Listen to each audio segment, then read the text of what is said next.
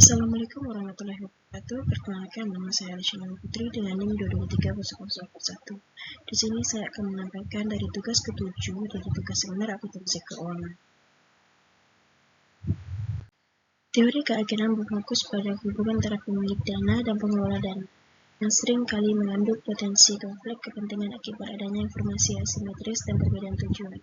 Dalam lembaga keuangan, desain kontrak keuangan menjadi mekanisme penting untuk mengurangi konflik tersebut melalui pengaturan insentif, pengawasan, dan pengembangan risiko. Pada sistem keuangan profesional, kontrak banyak bergantung pada bunga sebagai dasar imbal hasil.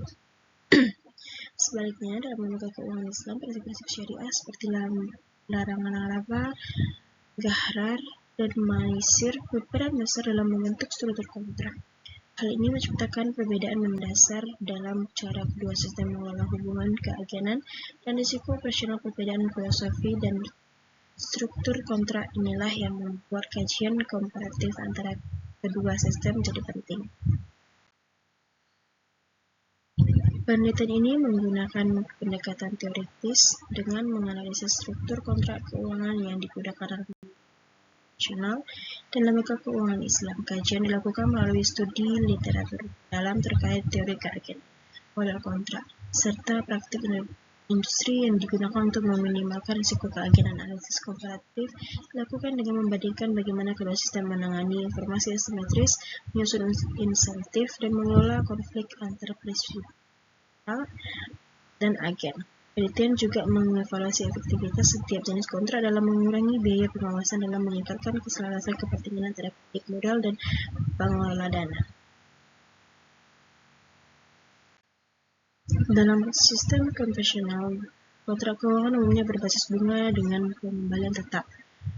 Pada jenis kontrak ini, risiko lebih banyak dibebankan kepada debitur, sementara kreditur hanya berfokus pada pembayaran bunga dan pokok. Hal ini dapat meningkatkan risiko moral hazard karena debitur dapat mengambil tindakan yang sepenuhnya diketahui kreditur.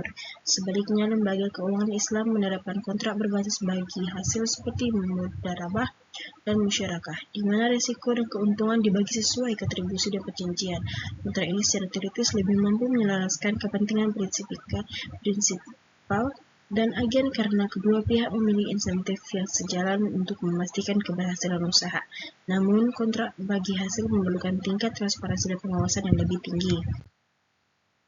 Penelitian ini menyimpulkan bahwa kontrak keuangan dalam sistem konvensional dan Islam memiliki karakteristik dan keunggulan yang berbeda berdasarkan prinsip yang mendasarinya.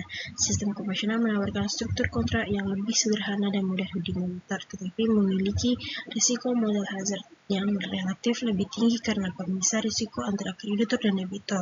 Sementara itu, sistem keuangan Islam menegakkan prinsip risk sharing yang secara teoris dapat mengurangi konflik keagenan melalui penyelesaian insentif antara prinsipal dan agen. Namun, implementasi kontrak syariah sering membutuhkan biaya monitoring yang lebih besar dan transparansi informasi yang lebih tinggi. Dengan demikian, kedua sistem memiliki kekuatan dan kelemahan masing-masing, dan efektivitas kontrak sangat bergantung pada konteks regulasi kapasitas pasar serta kepatuhan pihak yang terlibat dalam kontrak.